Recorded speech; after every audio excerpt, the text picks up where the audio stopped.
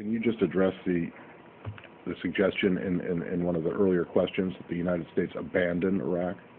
Well, I would fundamentally disagree with it. Just because we don't have troops on the ground doesn't mean we don't have a continuing close partnership with the Iraqi government.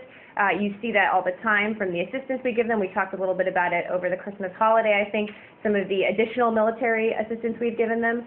So we don't define a relationship with a country based on boots on the ground. In fact, it's the opposite. We very much have a close and continuing partnership, and we'll keep working with them on this joint threat. Was it not the administration's preference to keep a number of troops on the ground in Iraq? I'm really not going to relitigate. I'm not asking you to relitigate Can I it. finish?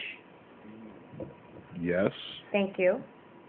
I'm not going to go back into internal deliberations about whether we're going to or wanted to put a new SOFA in place, something that happened, what, 2 years ago now, 2.5 years ago now? I just don't think that's a beneficial discussion to have from this podium.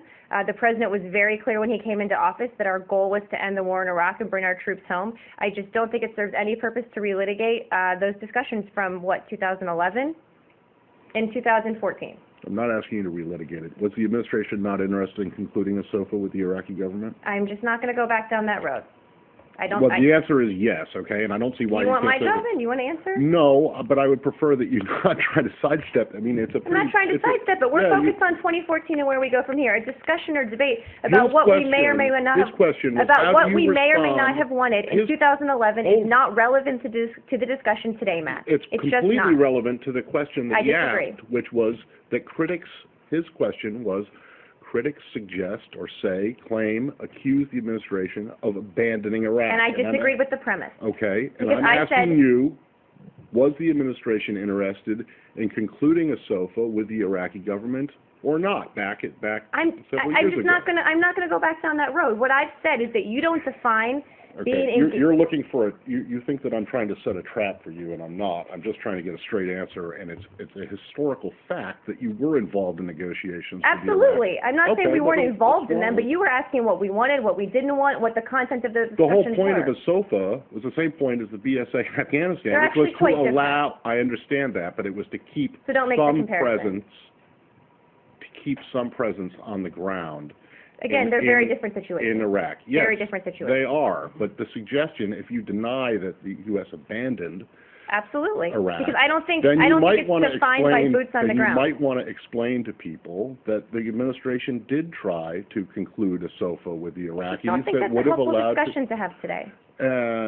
It's the answer to the question, though. I don't think it's a helpful discussion to have today, and I think I would define our engagement in Iraq not by boots on the ground.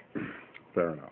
But after 8,000 people are killed, that's also not a helpful way to define our involvement in the country. Well, certainly we're doing what we can to help them build their capability.